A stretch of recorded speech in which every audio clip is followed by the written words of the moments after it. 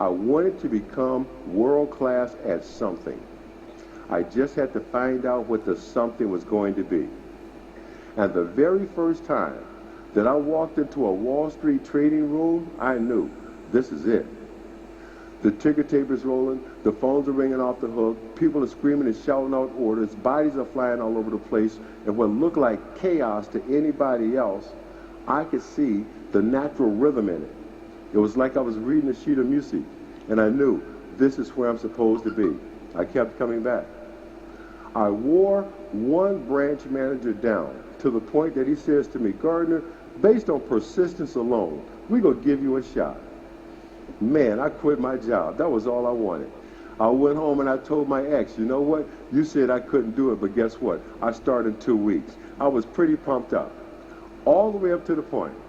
I show up on the appointed day and time, only to find out the gentleman who had made me the commitment had been fired the previous Friday. Nobody knew who I was, why I was there, and did not care. In California, when you quit your job, that means no unemployment insurance, no income, no benefits, and worse than that, the worst thing is now I got to go home and tell this woman I don't have a job. If you don't remember anything else I say here today, remember this. Unemployment will not help your relationship. Somebody know what I'm talking about. I know you do. Think about it. We're a young family. We got a baby. She's a doctor who can't practice. I'm the breadwinner, and I quit my job thinking I'm going to Wall Street. Things got tough at home. Things got tense. I still had one shot left at the street. But before I can play it all the way out, I still got to take care of my family, which meant I did everything legal that I could to take care of my family and still pursue my last shot at the street. I cut grass, hauled rubbish, cleaned basements. I learned roofing. I learned painting. I did everything that I could to take care of my folks and still pursue my last shot at the street. Had a situation at home, things were tense. Had a problem, something happened, probably never happened to anybody in this room but me. I had one of those arguments with my ex that only ended because we both fell asleep. Now somebody know what I'm talking about. I know you do. We woke up in the morning, everybody's feet hit the floor, and guess what? We went at it again. The neighbors don't know what might happen, what could happen, what's going on. They call the police. The police come, they want to make sure everything is fine, take her over here, calm her down, talk to her, take me outside, calm me down, talk to me. And one of my friendly Berkeley police officers doing his job says, do you mind if I search your car? No, sir, go ahead, no problem. Searches the car, nothing. Then again, doing his job says, well, let me just run this license plate through a computer. That was it. With interest, I had $1,200 in unpaid parking tickets, all of which I had accumulated the previous year trying to interview in downtown San Francisco. Double parking, illegal parking, late to feed a meter. An honest question would be, you knew you had the tickets, why didn't you pay them? Well, you know what? The position I was now in, having to cut grass to put food on the table, every dollar that came in the door, I had to make a decision. I could pay the rent or I could pay the tickets. I did probably what every man in this room would have done. I paid the rent. I was taken to jail. First, last, only time in my life taken to jail for parking tickets. And to show you how a bad day can get worse, all of this happens on a Friday, which means no court until Monday, which also means we cannot hold you in this friendly little downtown Berkeley jail. We need this for our regular weekend customers. I was sent to a place called Santa Rita State Penitentiary, where the most notorious inmate had chopped 23 people to death with an axe. And I'm in here on parking tickets. 10 days. And I know somebody out there thinking about it. Let me tell you something.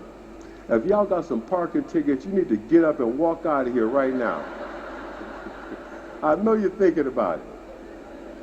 But for 10 days, all I could think about is, does my little boy know I didn't leave him like my father left me? Does my son know I can't be there because of the circumstances? What's my ex say when my little boy looks at her and says, "Where's Papa?" I was the first thing this boy saw when he came into the world. I was the first thing he saw every morning. I was the last thing he saw every night. And if you've never been forcefully separated from your child, that's an experience that I will pray you never have. Something more pressing was happening. My last shot at Wall Street, my last opportunity was set up the day before him to be released from prison. Something happened and nothing or anyone will ever convince me it was anything other than the hand of God. There was a telephone and there was a prison guard. And I said to this guard, I got this one opportunity to work at one of the finest firms on Wall Street. I've been pursuing this for 1 year. I've got to reschedule this one appointment. Will you please let me make this call? No hesitation, without thinking. The guy dials the number and hands me the handset and the cord behind the bars. And the conversation is brief and to the point. Mr. Costello, hey, it's Chris Gardner. Something has come up. Can we reschedule? Blah, blah, blah. Set it up day after tomorrow. Beautiful. You ever know something in your gut? I'm released from prison. State of California satisfied. Something told me. You ever just not need somebody to tell you something, you just knew it? I went to the place we used to call home in Berkeley, California. And I looked through the window. And I knew they were gone. This chick took everything but the dust. Most importantly, she had taken my little boy. But I still had to go on this job interview. In the film, you saw Will Smith show up wearing blue jeans with paint all over him. I wasn't just wearing blue jeans. I was wearing bell-bottom blue jeans. I show up at Mr. Costello's front door, and he says exactly what I would have said to anyone who shows up at my front door 6:30 in the morning dressed like that. Deliveries in the rear. I would have said the same thing. But I come right back at him and I explain, Mr. Costello, I'm Chris Gardner. Today is the biggest day of my business career. I must admit, I'm underdressed for the occasion. So, yeah, you got that right. What happened? I could not think of a lie bizarre enough. I told the truth. It was the best thing I could have done. Turns out, Mr. Costello had been married and divorced 3 times. He started telling me stories about his ex-wives. And that second one, man, I don't know why he ever got married again. He told me some stuff about her. And out of nowhere he says, you be here tomorrow morning, I will personally walk into the trading room. Beautiful, getting my shot. That's all I wanted. I'm hired. Base salary, $1,000 a month gross. I move into a boarding house, Oakland, California, all I can afford. 3 meals a day and a room. My days as a trainee were the same as they were for every other trainee who's ever started at the bottom on Wall Street. You do the one thing the brokers do not want to do or feel is beneath them, which is cold call. Turned myself into a cold call machine 200 times a day. I don't know if you guys in the back can see this, but in the front, see how this one finger is cockeyed?